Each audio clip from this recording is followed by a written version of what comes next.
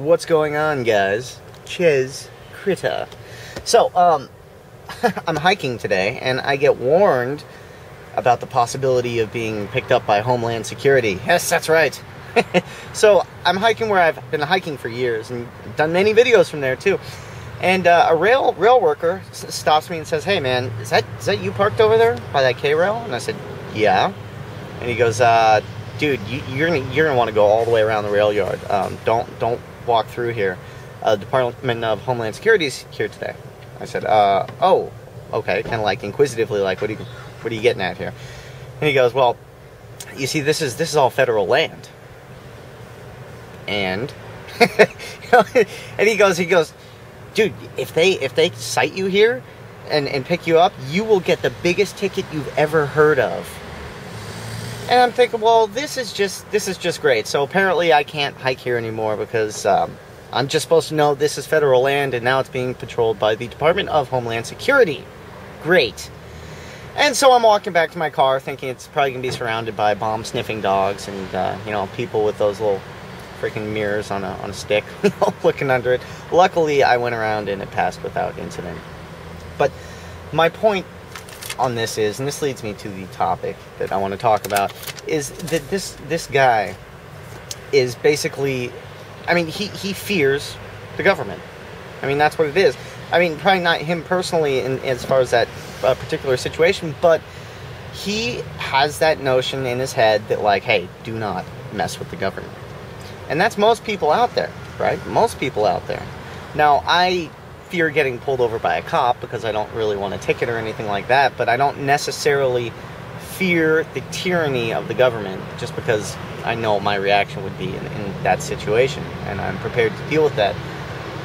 But the point of this, guys, is that this can't continue to be normal behavior or thought, okay? If generations go by and it's like, oh yeah, cameras, they've always been here, and predator drones, that's normal, and just, oh yeah, the data mining, that we record everything you say, and, where you go in your bank transactions, we know what books you rent at the library and all that. That's standard operating procedure. It's for your safety. Now, I don't know if the country is just, like, riddled with terrorists, and that's why we need all this stuff, right?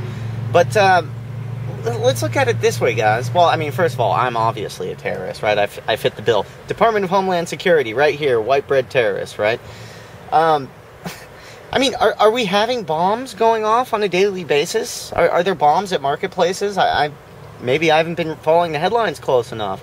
I know 9/11 happened, but are buildings being knocked down on a regular basis still? Is this a huge problem? I mean, are jihadists running all over wild in the U.S.?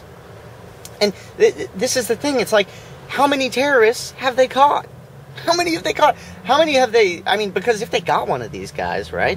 I mean, they'd grab them and they'd patrol them around and headline news, right? We got one. We got a terrorist. Your trillions of dollars in spending on this stuff have finally paid off. We caught Alibaba, the shoe bomber. No, I mean, the only ones that they've got are the ones that have, like, fried their crotch with failed explosives that they got through security at an airport. Those are the only terrorists that I recall. I mean, maybe overseas and stuff, but that's over there. Now, all this legislation is like a huge machine that's being set up. Okay, it's being set up against you. Against you. And you can call me freaking paranoid, delusional, whatever. But please, absent of the terrorist excuse, what's the reasoning for all of this? What is the reason for the Patriot Act and the National Defense Authorization Act of last year? Where we can detain anyone at any point in time. We can take away your rights. We can phone tap you. In fact, we do phone tap you. We're telling you about it. Now, I don't want to scream and sound like a lunatic. I don't want to go the Alex Jones route. But what is the other explanation for this, guys? I can't find it. Now, the problem is with general society is there's still a normalcy, okay? And it's this stuff is creeping in under this veil of normalcy. And it's like, yeah, all this stuff is out there, and it's kind of like lurking in the shadows, right? But you don't see a guy with an assault rifle standing outside of Starbucks in the morning. No, you don't. It's like I walk into Starbucks, get it, and everyone's talking about, inconsequential stuff, because let's face it, if we're headed for a breakdown crisis, none of that stuff really matters. You know, a lot of the plans going forward with your life, I'm not saying abandon them, but if this scenario plays out, a lot of that stuff, sorry, doesn't matter. Hate to break it to you. I just want to make sure that, I guess, all right, the point of this is, when it becomes apparent that this whole thing is breaking down, guys, when the veil comes off, when the breakdown crisis starts to happen, and chaos starts to ensue, okay? I'm not talking like just all-out, full-blown, you know, anarchical, like man-on-man in the street, but you're going to start to see people snap and lose it, and some people are going to go postal and stuff like that. And guess who's going to show up offering solutions? That's right, good old Uncle Sam. They're going to say, you know what, guys, the gun thing has just gone too far. I mean, look, it's, you know, people are losing it. And it's at that point in time that you got to be as loud and as vocal as possible about this stuff. That the people that are blissfully unaware of what's going on, what's been going on for years now, the quote-unquote sheeple, you know, not to use a derogatory term, but they're everywhere. They're your neighbors, are across the street, they're all over the place. They think that this ride is going to go on forever, and that anyone that says it's not is a lunatic, and that the government, well, for the most part, yeah, you know, they are there to help.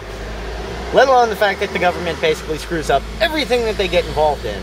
Virtually everything that they get involved in. And, you know, they're more dangerous to the average person than any criminal element or anything else out there is. I mean, America's #1 in prison population. #1 in the world in incarceration. You know, that's your government working for you. Okay? It's like the whole idea of when you get pulled over is not to get killed. You know what I mean? I mean, you guys know it. Is that a good feeling, like when you're driving and you see a police officer behind you and you're just like, God, you know, great. That's called tyranny, okay? That feeling that you get, yes, that's a little bit of tyranny for you. And so this breakdown, I'm pretty sure it's going to occur probably within the next couple of years. I mean, it's well on its way with the cost of energy and food and everything skyrocketing during a recession, depression, when unemployment's not going up. I think it's important that we're vocal. And this is where I get to the meat of this video, which is people that comment on my videos and they say, you know what, you're good for saying this stuff. You know, you got a lot of cojones for coming on here. You know what I say to you? I say you better grow a pair. You better get out there, okay? Because if you feel the same way and you feel as passionate as I do about it, and you know what's coming, you're going to be needed out there. We're going to need you and 10 of your friends out there telling people that, hey, bad times are coming. Beware of a government offering solutions, because government has no solutions. Government basically ruins everything. Everywhere they go, they always have. Everywhere around the world, government is 99% of the problems out there. It's 99% of the death, suffering, and misery. All of it is caused by government. And to think that ours is any different than these other world governments where this stuff has gone down, I think is to be a little bit ignorant of the truth of history.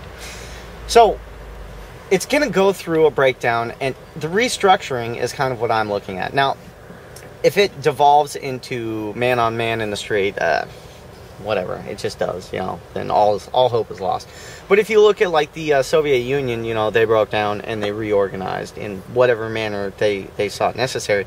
But the thing is, you know, if you're not out there, if you're not a voice of reason, if you're not being a leader, whether you want to or not, okay, and I don't necessarily want to be a leader, I'd rather get out of the way, but, you know, it's kind of important if you value, you know, liberty and stuff like this going forward, you know, that old antiquated concept, liberty, Chaz, get out of here with that, that you're vocal about it, you know, and I see far too few people voicing their opinions.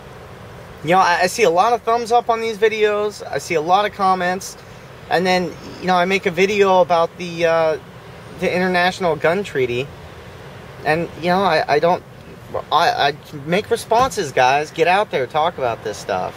You know, that normalcy bias veil is going to come off at some point. And if people are clueless all the way up until the point to where it comes off, they're probably going to do the wrong thing. And that's the nature of man. It's the nature of man to go to someone who you view as the almighty powerful, which in terms of society, most people believe it's the government. You know, government's here to help. They're here to make sure you have health care and all this other stuff. It's no, you're responsible for all of that. And yeah, I mean, we are the stewards of our government. Just don't forget that. That the government is the creation of man.